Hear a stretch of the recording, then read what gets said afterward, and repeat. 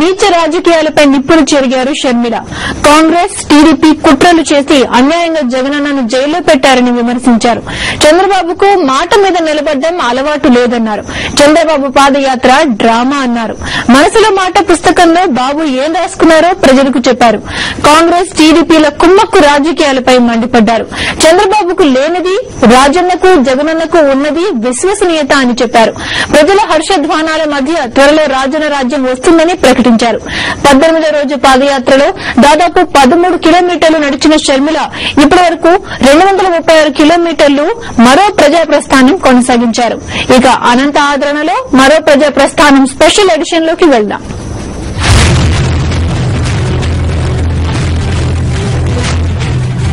ఇంత అసమర్థ ప్రభుత్వాన్ని అవిశ్వాసం పెట్టి దూషేసే అవకాశం ఉన్నా పాదయాత్రని డ్రామాలు ఎందుకు చేస్తున్నారు అని అడుగుతున్నారు.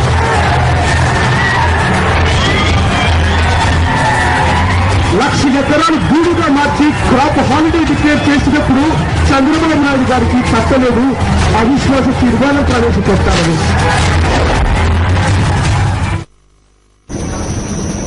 పెద్ద పెద్ద వాళ్లు చిన్న చిన్న ఆలోచనలు చేసి జగనన్నను జైలుకు పంపారంటూ షర్మిల నిప్పులు చెరిగారు.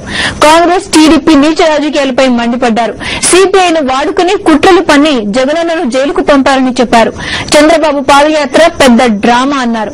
ఆయన హయాంలో శ్మశానాలుగా మారిన గ్రామాల నుంచే నడుస్తున్నారంటూ నిప్పులు చెరిగారు. ఆ గ్రామస్తుల కాళ్లు చేతులు పట్టుకున్న బాబు పాపాలు పోవన్నారు షర్మిల.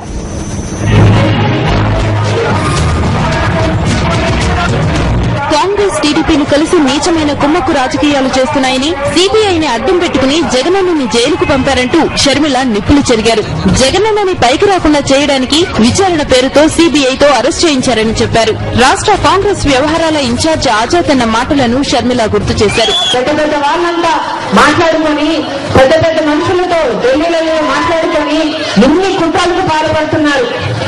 ఆజాద్ గారు అన్నారు, జగన్మోహన్ రెడ్డి గారు మా పార్టీలోనే ఉంటే ఆయనకి మీ కష్టాలు వచ్చేవా అంటే కేవలం ఓదార్పు యాత్ర చేశాడని మాట మీద నిలబడ్డాడని ఆయన మీద కక్ష కట్టి కాంగ్రెస్ కు తెలుగుదేశానికి ఆయన పార్టీ వస్తే ఆయన బయట ఉంటే ఆయన ప్రజల సమస్యలకు పోరాడుతుంటే వారి మనసులో స్థానం చేసుకుంటుంటే ఇక కాంగ్రెస్ కి టీడీపీకి మనుగడ ఉండదని కుట్రలు పని ఈరోజు జగనన్న జైలు పాలు చేయడం జరిగింది.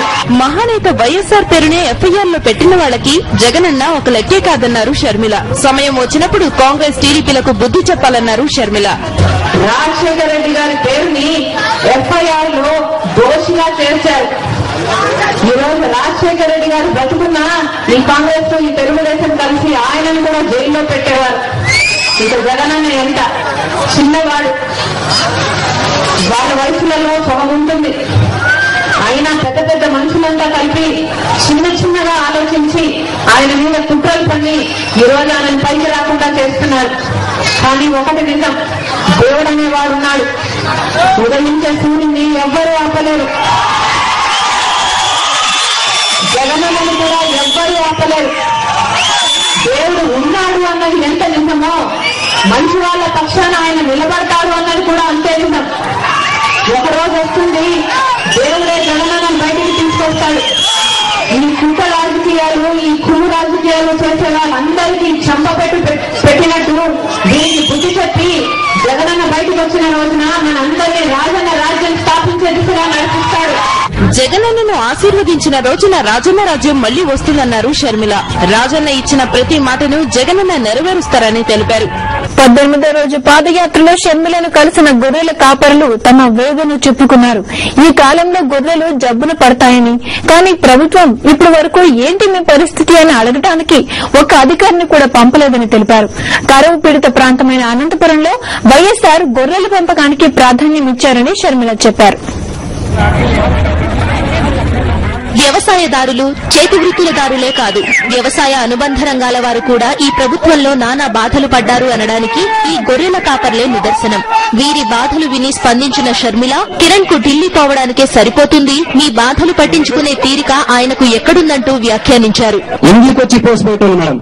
ఇప్పుడు అసలు మందు కానీ లేదు. ఈ కాలం వచ్చిందంటే గొర్రెలు కుంట్లు పడతాయి, కుంట్లు పడిన దాన్ని కాబట్టించుకుని నాదే లేదు మేడం. కాలు నీళ్లు వస్తే మా గొర్రెలు బాగా నీళ్లు తాగి బాగా గడ్డి వేసి బాగుంటాయి మేడం.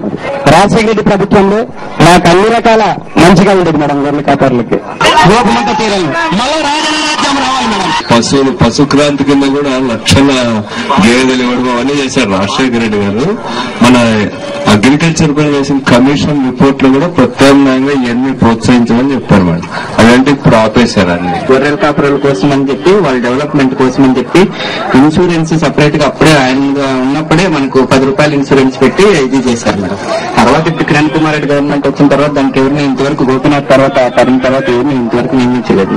కార్పొరేషన్ రాజశేఖర రెడ్డి గారు ఉన్నప్పుడు దానికి ఫండ్స్ ఇచ్చి దాన్ని సూచనలు తీసుకొని సూచనల మేరకు ఇన్సూరెన్స్ అనేది ప్రవేశపెట్టి మీరు 18 రూపాయలు కంటే యానిమల్ చనిపోయినప్పుడు 1000 రూపాయలు వచ్చేటట్టుగా ఆయన అరేంజ్ చేశాడు. ఇప్పుడు కార్పొరేషన్ లేదు, ఫండ్ లేదు, ఇన్సూరెన్స్ లేదు, దానిలో బోర్డు మెంబర్లు లేరు, మనుషులు లేరు, ఏమీ లేరు.